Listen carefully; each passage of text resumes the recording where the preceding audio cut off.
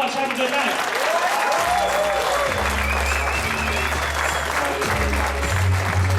Guys, give it up for Roberta Rodriguez. Let him hear it. Absolutely. Actually, you know what? Let's do this real quick before I bring up our headliner tonight. Big round of applause to your entire LA Comedy Club staff. Let them hear it, guys, right? Absolutely. Ushers. Also, the cocktail waitresses, if they come around, you get a drink, please make sure you take good care of them. We appreciate each and every one of them, just like we appreciate each and every one of you guys for being here tonight. So, with that in mind, are you guys ready for your headliner tonight, Vegas? Alright, you guys are a fun crowd. I think we can blow the roof off this place. Are you guys ready for your headliner tonight, Vegas? Make some noise, guys. There we go. Like I said earlier, this woman is absolutely amazing. You've seen her on America's Got Talent, The Bethany Show, on Fox. I want you guys to go nuts, go crazy for the one and only Alycia Cooper. Let her, guys.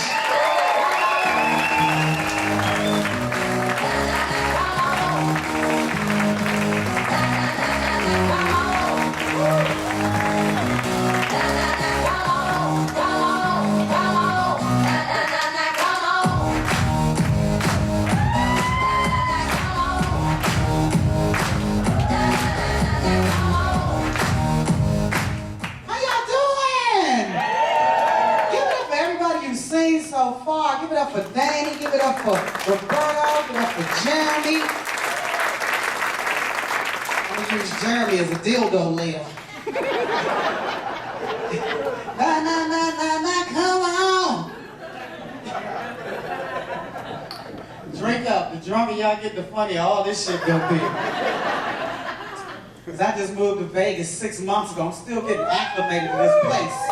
I really am. I'm loving it though. You know, I'm from DC, so this is a different world for me. But you know, the first time I worked here, I worked in a casino, and they paid me in cash at the end of the week. So I was so paranoid that everybody in the casino knew I had cash. But they know I got cash. They're gonna hit me in my head for my cash. How am I gonna make it to the car with cash in my pocket? So I go outside, I'm falling, dipping, scratching. I'm bringing more attention to myself than anybody even paying to me. But I just know everybody knows I have cash. I parked on the 5th floor. I'm like, how am I gonna get on the 5th floor? The elevator opens up. I won't get in the elevator. I'm like, they're gonna hit me in my head as soon as I get in this elevator because they know I got cash. So I start scaling 5 flights of stairs. So if y'all ever see a plus size person skip the elevator from stairs, hit that fat motherfucker in the head.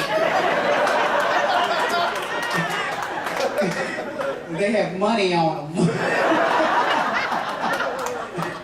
We ain't been walking no other time, that's all I'm saying. And I tell my friends in DC the story. They're like, but don't they have cameras in the parking garage? I'm like, what the camera gonna do other than watch me get hit in my damn head?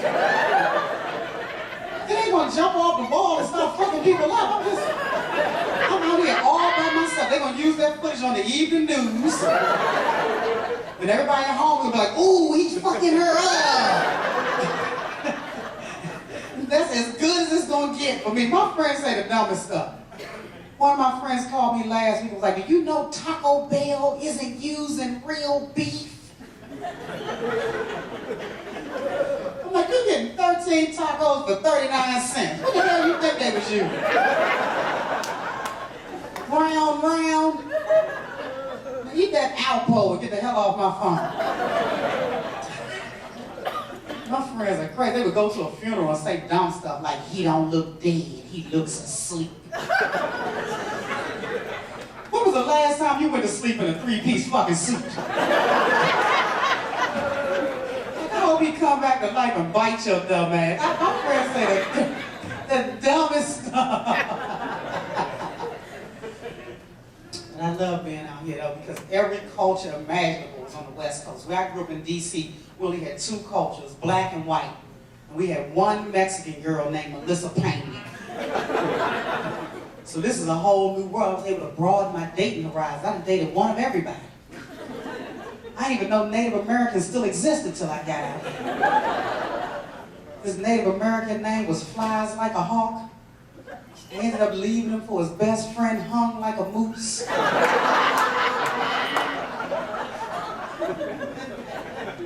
I dated a homeless guy, a lot of homeless in the bar. I didn't realize this.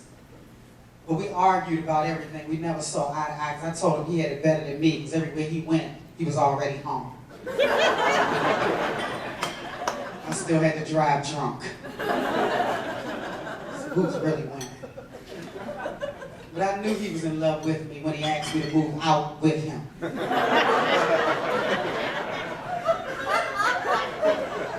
He tried to call me high maintenance because I needed things like shelter.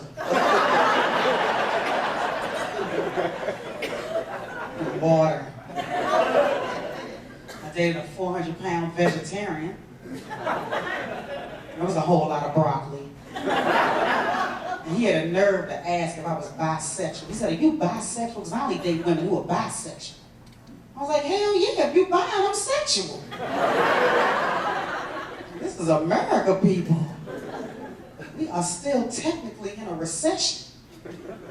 The way you know you're in a recession is everywhere you go, you gotta pay attention because they'll secretly try to get you to work for the company. And you don't even realize you've been hired.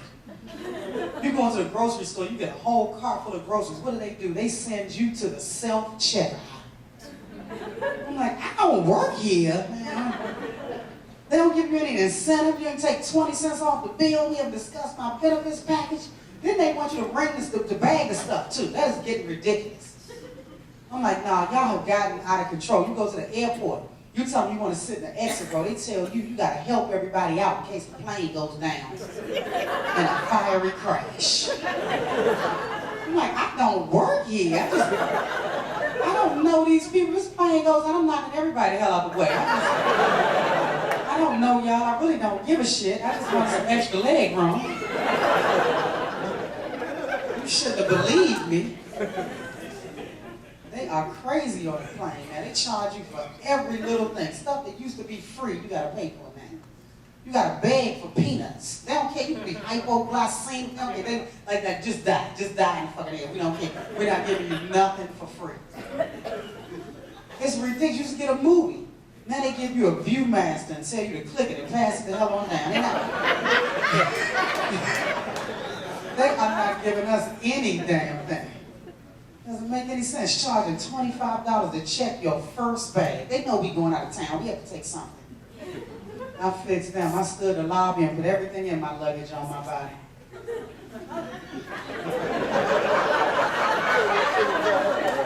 I had 8 suits, 4 skirts, a Wonder Bra, some feety pajamas, a pair of shoes on my feet, another pair tied around my neck.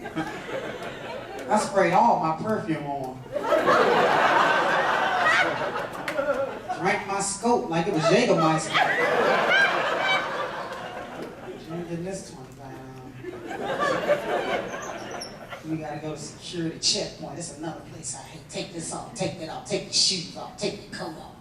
I canceled my health insurance the other day because they giving pap smears at the airport.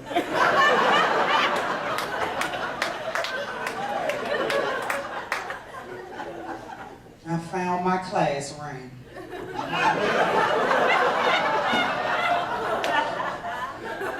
It still fits. Flying for me is miserable, it's just a part of the job. So, you know, what I do is I have a ritual where when I know I'm gonna fly the night before, I'll run myself ragged. I start washing clothes at 2 a.m., packing at 3 a.m., because I know when I get to my seat, I'm gonna sleep the entire ride undisturbed. So the last time I flew, I complained about something, got bumped up to first class. I was like, ooh, this is nice. I immediately pass out. We get to the right altitude, I feel a tap on my shoulder. Tap, tap, tap. Tap, tap, tap. I look to the right and it's Dr. Maya Angelou. I said, oh wow, Dr. Angelou, what a big surprise. I have all your books, wow. I go back to sleep. Tap, tap, tap. I said, yes, ma'am. She said, are you really going to go to sleep and miss your blessing? How do you tell a legend, hell to yeah, I'm really about to go to sleep? I don't give a shit about what you're talking about, man. I'm tired as hell.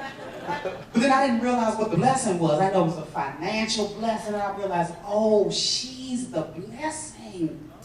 So I sit up and I let her talk. She talks for 5 straight hours. Started the first time she met Dr. King, working with Nelson Mandela, the first time she met Oprah, the whole time my head is snapping back like pop, pop. This wasn't a Clockwork Orange, this was a Clockwork Angelou. My eyes were boiled. By the time she finished talking, I knew why the cage bird sings. I said to the flight attendant, give me whatever you have back there. Give me some coffee, some no-dos, some cocaine, whatever you have in the back. She is killing me. And I said, as soon as I get a chance to talk, I'm going to jump in and tell her about myself. I'm going to tell her how I'm a comedian. But before I was a comedian, I was a talk show producer. I worked on the Dr. Phil show. I worked on Sybil Shepherd's talk show, Magic Johnson's talk show. So she finally stopped talking. I jumped in. I said, yeah, Dr. Angela, let me tell you about myself. I'm a comedian. But before I was a comedian, I looked to the right and she is asleep. So I go tap, tap, tap. I too am a blessing. She does not wake up. So I looked in her purse and got her cell phone out and got Oprah's number, and that was the blessing. I have a meeting with the OWN network next week. They said Oprah's upset that she's gaining her weight back. This woman is worth $3 billion. If I had that kind of money, nothing could piss me off. Because when you're worth $3 billion, you can create your own reality. You can buy a size 26 suit and have somebody sew a size 8 in there for you. When you're worth $3 billion, you can pay somebody $20 an hour to slap the ham sandwich out your face.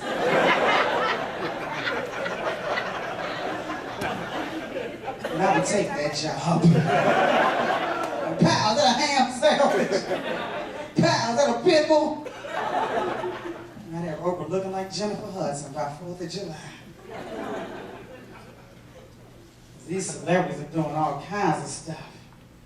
And I fell into that trap. I saw these celebrities losing all this weight. I didn't think they were really doing the programs that they said they were doing. So I went and started getting consultations for a lap band.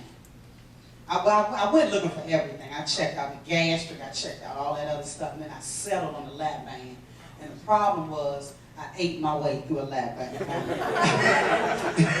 I didn't lose a damn pound. But it's my fault, you know, because I didn't pay attention. I realized that I'm addicted to food. Food is good as hell.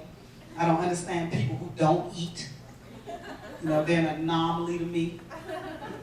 But I love food, and I also have a fat mind, and my fat mind talks to me all day long. I can't watch commercials like regular people, because they're always about food. And my fat mind's like, ooh, McDonald's, ooh, Pizza Hut, Red Robin, yum. And this is all day long. And I blame the doctor, because he really shouldn't have approved me for this surgery, because I was asking questions in the consultation that should have let him know I'm not ready. The first question I asked was, can you let it out during Thanksgiving? Like it's a damn inner tube. I was serious as hell. I also told him that I follow Popeyes and KFC on Twitter. He should have said, bitch, you ain't ready. You ain't fucking. Get out of my office. You ain't ready. You ain't fucking ready.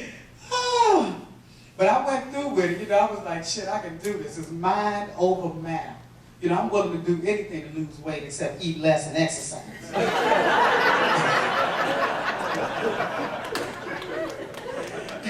And 2 weeks before the surgery, he told me I had to be on a liquid diet only. How do you spring some stuff like that on a food addict? I'm like, 2 weeks of liquid only? Are you kidding? If I could do 2 weeks of a liquid diet, I wouldn't need a damn lap band. I always have no self-control. So I immediately leave the doctor's office and I drive to Popeyes and get me a 2-piece chicken.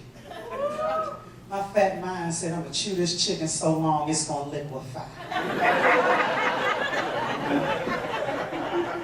That chicken was a soup when I was done with it. And then that surgery day, I got this bonnet on my head. I'm being rolled into the operating room, and I'm thinking, I hope I have as much success going under the knife as I did with the fork and the spoon. Needless to say, it did not work. All I ever wanted to do was a fast food commercial, and I didn't realize they never let a plus-size person do a fast food commercial. Who better to advertise fast food than somebody who's really eating the shit? But no, what do? They give those commercials to the supermodels. Heidi Klum is in a burger commercial. We know Heidi ain't eating no damn beef. She is 6 pounds, 8 ounces. She's never even seen a burger up close, and she got my damn commercial.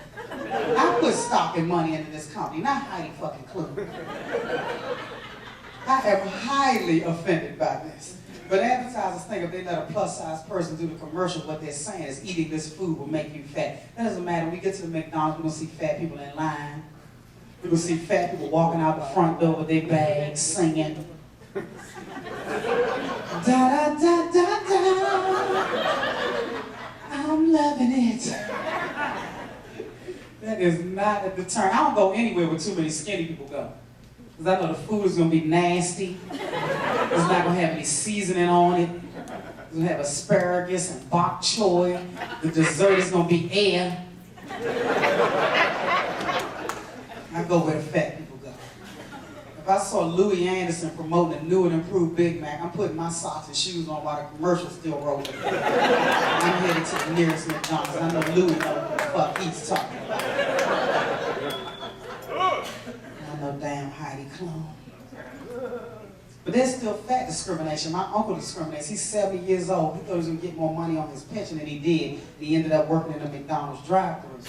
He doesn't give you what you order. He looks in your car and gives you what he thinks you should have based on your size. He's taking stuff out of people's bags. You don't need this and you don't need that. You order a Big Mac and 2 apple pies. You look in your bag, you got a salad and 2 apple dippers. Little kids crying in the back seat. He doesn't give a damn. My family is crazy. They think they can tell the weather with their ailments. Like my mother, my knees hurt and it's gonna rain. My grandmother, my elbows hurt and it's gonna snow. My uncle has to top everybody. I've been farting all day. It's about to be a tsunami.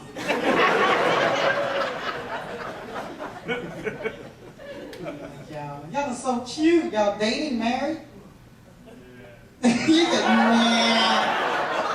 How do you man 2 fucking questions? Is that men to the dating or men to the married? It's good, it's all good. Did y'all just meet? He's like, no. Where you guys from? Right here? Vegas? Okay. You must be in the witness protection program. You ain't trying to ask no damn question. I'm gonna get some answers out of y'all. Y'all met on Facebook, Twitter, Instagram. This is the toughest interview I've ever done in my entire life.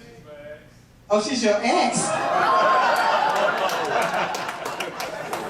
It was so nice you had to do it twice. I like y'all. So y'all are poster children for cute couples and making it work. I like y'all. So y'all understand that love is a verb. It's an action word. You know, you can't just talk a good game. You have to put it into practice. But I love healthy marriages and relationships because one thing I learned from my grandmother, she says, you know, you never get, in a marriage, you never get killed till you try to leave. Yeah, so stay your ass in there. If you like football, sit there with him with your helmet on. Act like you like it too. There's marriage rules. Now I have to tell you what my grandmother also says, and she's clearly happy, but she says treat your lady right because the hoe outlasts the pole.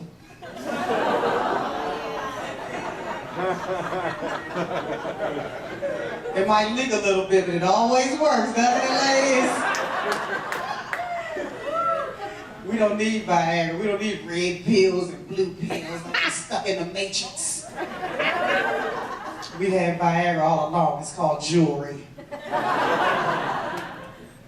And little girls, we were always little prostitutes in training. The first thing they did was give us Girl Scout cookies and tell us, go out on that damn street, bring this money back. Y'all remember the Girl Scout cookies? But I never bought the money back because I ate all the fucking cookies before I could sell them. That's some bullshit.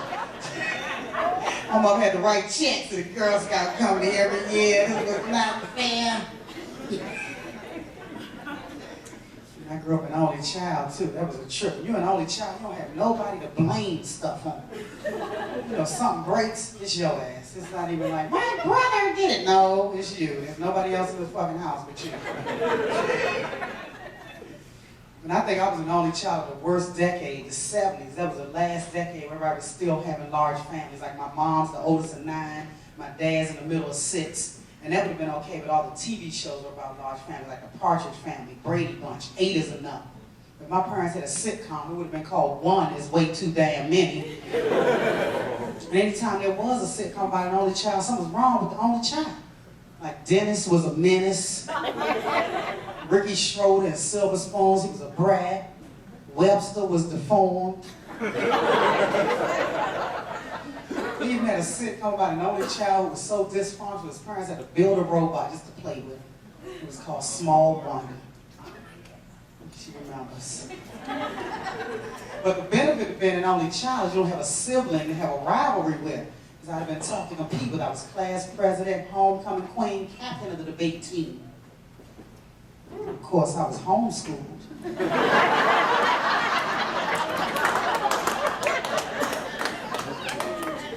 You know how hard it is to get your mother to vote for you? When you're an only child, you're the only option for grandkids. My parents always like, when are we getting grandkids? I was like, ooh, that ship is sailed. I waited too long. You have to be young and spry to have kids. You have to be able to chase them around the room and beat them. I have to tell my kids, come over here so I can whip you. That can only work one time. They are smart. Spoiled as hell. These kids will unplug their granddaddy's oxygen tank to charge their cell phone.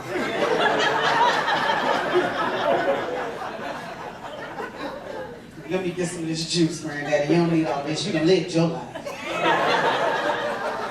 I'm waiting on a text from Tina. You still alive when I'm done, granddaddy? I'll plug you back in. Stop crying. You're wasting oxygen. Kids are just different. See, we were tough growing up. We had to do unimaginable shit as kids. Borderline child abuse. We actually had to answer the telephone and didn't know who the fuck was on the other end. Can you imagine that? We were tougher though. These kids nowadays, everything, they sickly. They got all kinds of peanut allergies and they snotting and sniffling. You can't take them no damn way. Everywhere you take them, they dying on the damn floor. That's why I don't watch nobody fucking kids. They're too sickly. And I blame non-stick pans. When y'all see that silver part of the pan, you're supposed to throw the fucking pan away. But no, what did y'all do? It was too cheap to buy another pan. I kept scrambling eggs on that silver shitty pot. And then the kids all fucked up. I blame y'all.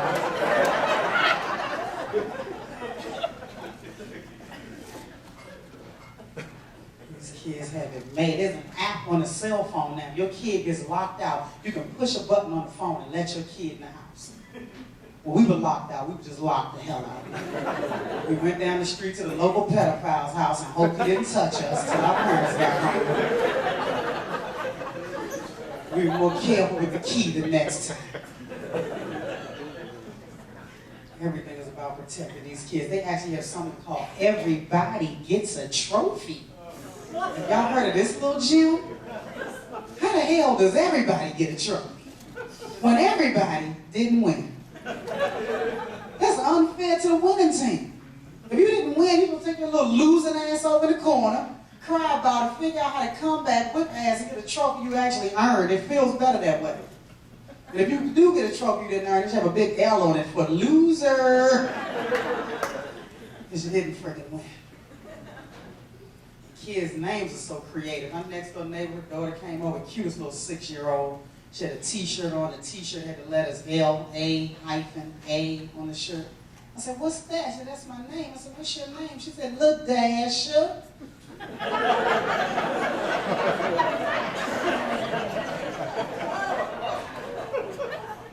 Some of y'all explain that to you.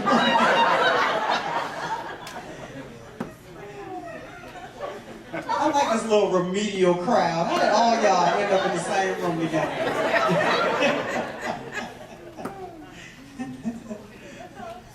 don't even know why I'm in a good mood. My boyfriend got caught cheating on me last week. I asked him what happened. He said his body betrayed him. I don't even know what that means, but it sounded so good. I was like, oh, that is creative as hell. I couldn't get as mad as I wanted to. But I realized you can use betrayed me to absolve yourself of any wrongdoing in life. You could be in a store and be like, I didn't mean to steal that CD, but my fingers betrayed me. I didn't mean to cheat on that test, but my eyeballs betrayed me. I'm going to use betrayed me for everything. The good news is I don't have to watch any more reality shows. He used to hog that remote control. I saw stuff I never would have chosen to see. Have you guys seen this show called Hoarders? That show made me itch. How does somebody's house look like it stinks through your television set? And they shouldn't even call it hoarders. They should call it what it really is. Nasty, stinking, trifling, diseased, mentally ill, no friends at people. That's why they let the camera crew in. They're just happy for some company. Like, bring everybody. If you're hungry, I know it's a tuna sandwich under the bed. Just swipe the ass off of it. It's only been down there 8 months. Here comes Honey Boo Boo. And this ignorant show is on the Learning Channel. And we wonder why terrorists are attacking us. They see what programs we watch. They think we're stupid. The E! Network let the Kardashians run wild. I don't even know why we know this family. Nobody has any talent. Back in the day, a family had to have talent to become rich. They were singing, dancing, the Jacksons, the Osmonds. We only know this family because the middle daughter, Kim, had a sex tape. And I saw the sex tape. She was awful in the damn sex tape. Like, how do you suck in a sex tape and not in a good way? And your family becomes rich. But what message are we sending to our young girls? That's all you need. I wish I had known. I brushed off my old sex tape from the 80s. It's on VHS. You gotta fast forward through a whole lot of stuff to get to the action, so be patient. You gotta fast forward through the 84 Super Bowl and Who Shot JR. Couple episodes of Alf. You have to adjust the tracking. Is that a nipple or potato? An elbow? What is that? But I decided you can't beat them, join them. I'm gonna start creating reality shows. My grandmother had 3 husbands die in bed with her. So I'm creating a show for her called Deadliest Snatch.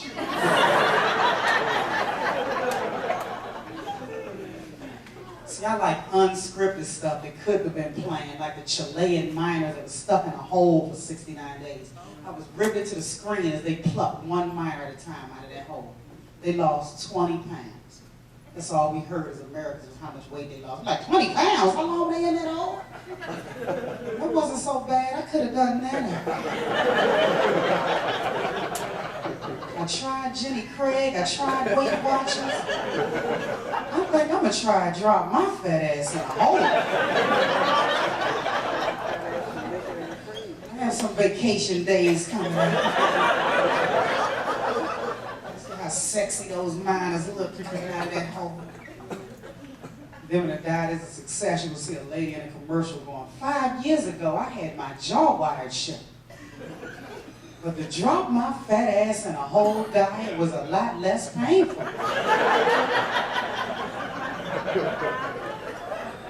I tried to stop eating, but my mouth betrayed me.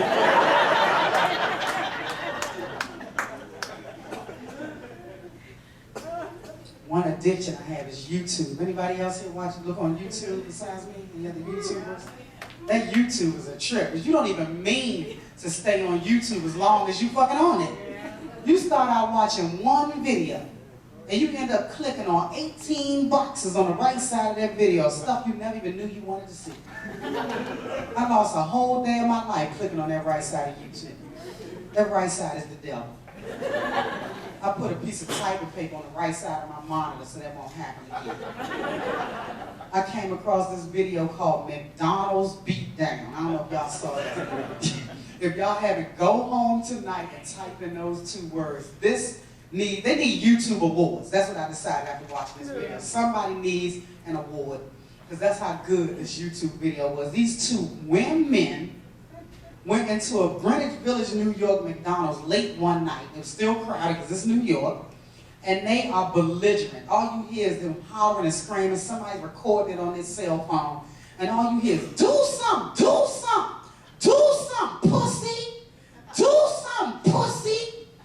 You later find out that they paid the cashier with a $50 bill, and he popped the $50 bill up to the light to make sure it wasn't counterfeit. For whatever reason, this offended these ladies. And they are emasculating this man at work. Do something, pussy, do something, pussy. All his boys behind the counter, they're cracking up. The people watching, they're like, what's going to happen? So one girl goes to slap him, she misses. He goes to slap her back, he misses. She leaps across the counter to fight this man. Her girlfriend walks around the counter, because I guess she was too fat to leap. When they got back there, he had a metal rod waiting for them by the private shooter. And he tore their asses up. All you heard was pop, pop, pop, pop, pop. It was like whack-a-mole. I had to pause it to go get me some more popcorn. That's how good this shit was. I was like, wow, they need to show this in high school. I'm so glad they got what they deserved. This is the only time in my life where I wished I was a defense attorney. Because I'd have been in court, like, Your Honor, she kept yelling for my client to do something. Do something. And my client did something. He hit her with a McFlurry. He broke her McRibs. He sent a McMessage. The other video that I watch once a day is Antoine Dodson, The Bed Intruder. For those who haven't seen it, this kid in Huntsville, Alabama, Intruder jumped in bed with his sister. She screamed, and Intruder ran off. He was on the evening news angry, talking about hide your kids, hide your wives, hide your husbands. They raping everybody in here. I'm like, raping everybody? Where's this, Huntsville, Alabama? Take all those dates off my calendar. I don't know what the hell going on there. And I was like, who is raping husbands? Like, that is a direct violation. I'm not even married, but if I was, I'd be like, please don't rape my husband, rape me. We can get over my rape. Ain't none of us ever gonna get over his rape. He wouldn't even better discipline the kids anymore. Like, go to bed. Like, you wasn't so tough last week, Daddy, when that man was raping you. You go to bed. That's a turn off to women. We don't like to think about nothing gay without men. We all worried this down low phenomenon. We don't tell y'all, men, but we watch everything y'all do on a sneak tip to make sure y'all ain't secretly fucking gay. We watch how you walk, we watch how you eat, we watch how you sleep. Why you snoring so goddamn gay? Why you snoring? Because we refuse to be the last to know. Don't we, ladies? We are paranoid as shit. And it don't help that every time you turn on sports, a new gay guy is flying out the goddamn closet. They've always been in sports, but for some reason now they want you to fucking know it. Michael Sam. Before he signed his NFL contract, this man's like, I'm gay. We're like, if you don't shut your ass up, he gonna drop 3-4 rounds in the draft for running his mouth. We don't give a fuck if you get it in the end zone, just get it in the end zone. It's about to be real gay. You know when one person started coming out, and one person, and when black folks couldn't be in sports, they let one of us in and we took the fuck over. That's how sports is about to be. It's about to be real gay. The uniforms will be rainbows. Tutus and ballerina shoes. I can't wait for this shit. It's gonna be like the Village People on every team. I can't wait. But I'm glad everybody's getting equal opportunity to live the lives they want to live, because you should be able to be who you are, honestly, and out in the open. My only problem is with the hero label. Every time a new gay athlete come out the closet, the media goes, wow, he's a hero. Jason Collins is a hero. Michael Sam is a hero. I'm looking at this like, what happened? Did one of them just come running out of a burning building with 3 kids in their arm and flames on the back of their neck? Somebody just fight for this country and get limbs blown the hell off? I didn't know you were a hero because you took a dick in the ass.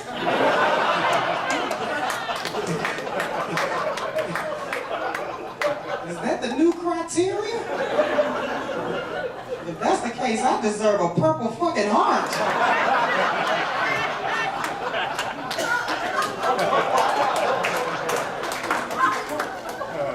Mariah Carey gonna reshoot her music video, and then a hero comes along. It's gonna be some gay dude. It is a new day, people. And I like gay people. I like gay guys. Out of my 8 uncles, I have 3 gay uncles. They're the best family members. They cook, they clean, they'll help you out in a pinch. But one of my uncles thinks he can turn any man gay. He doesn't even have to know if the guy's gay or not. He fell in love with this doctor. I said, do you know if the doctor's gay? He was like, I don't know. I'm going to make a doctor's appointment. My uncle makes an appointment, tells the doctor he's a complete workover. The doctor puts my uncle on the table. He shoves his hand at my uncle's ass. He says, I'm going to have to order x-rays. There's something hard and crunchy in here. He pulls his arm back to reveal a Rolex watch. My uncle goes, happy birthday to you.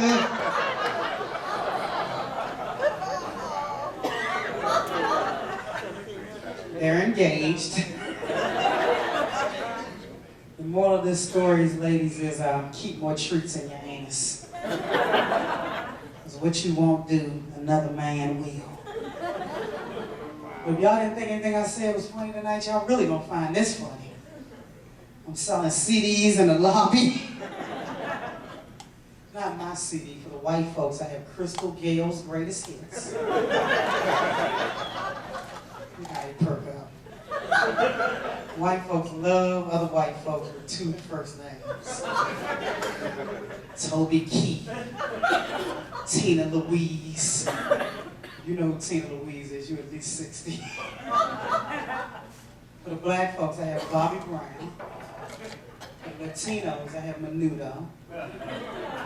For the Asians, I have Gangnam Style. And for the multiracial people, I have We Are the World. And 100% of the proceeds go to charity. That's my cousin, she's a stripper. Down in Atlanta.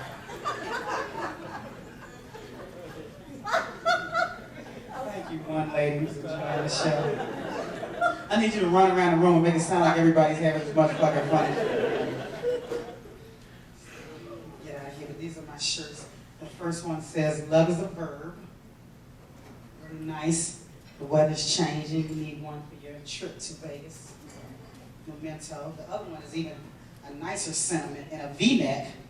It says, the whole outlasts the pole. You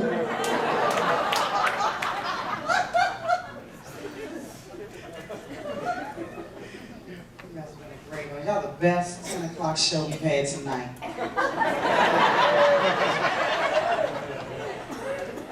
I recently found out I was the reason for my parents' divorce. I was 5 years old, and I did what all 5-year-olds do. We walk in the room with our parents in the middle of the night. But this particular night, my mother and father were having sex. And my mother was on top of my father. So the next morning, I said, Mom, why were you on top of Daddy like that? And she said, well, your father's stomach is fat, so I have to sit on it once a day to flatten it. That's when I said, well, Mom, you're just wasting your time, because every day when you leave, the next door neighbor comes over, gets on her knees, and blows it right back up.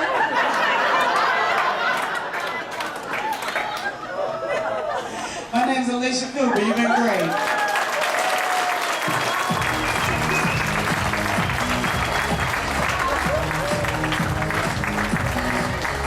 Guys, keep it going. For your headliner, Alycia Cooper. And for yourselves, guys, thanks so much. Oh, quick announcement. Does anybody have a wristband, by the way? He knows, yeah. If you don't have a wristband, it's over with. But come back next week, and you can get more drinks under wristband. So there you go. Okay, nobody has a wristband, so fuck it. We're good, okay. Come back next week, see another couple shows if you can. Tell all your friends and family about the show as well. Also, big round of applause for everybody you saw tonight. One more time for Freddie Carrillo. Keep it going, Rodriguez, and your headliner, Alycia Cooper. And most importantly, yourselves, guys. Thanks so much. Good night. God bless.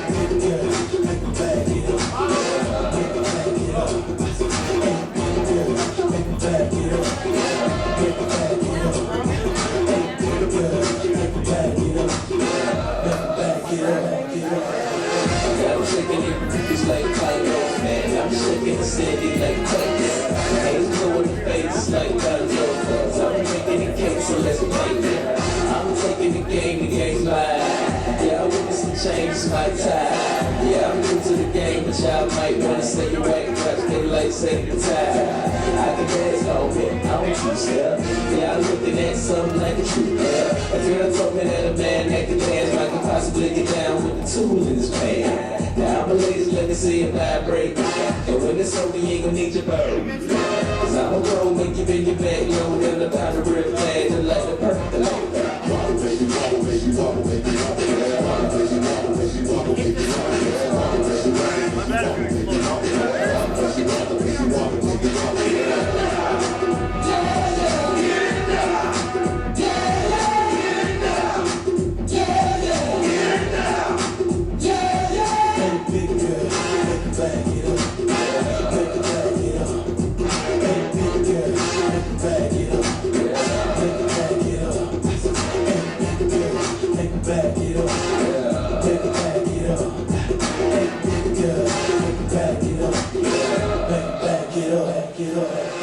Girl, wobble it, and I'ma gobble it.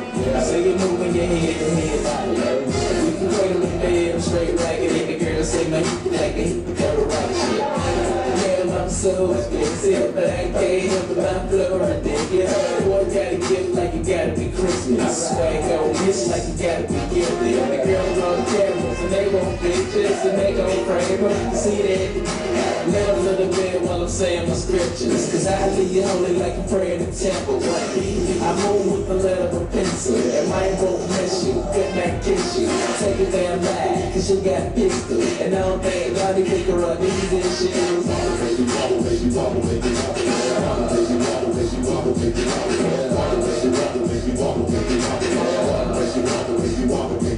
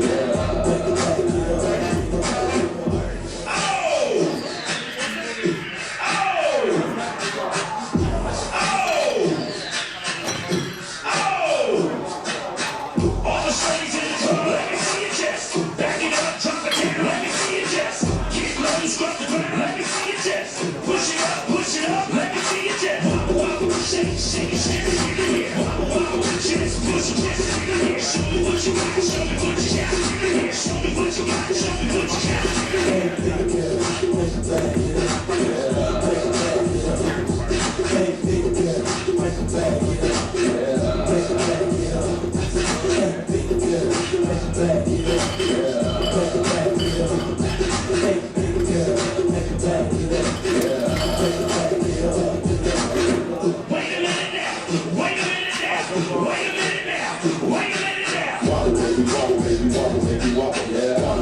wobble, baby, wobble, baby, wobble, yeah. Wobble, baby, wobble, baby, wobble.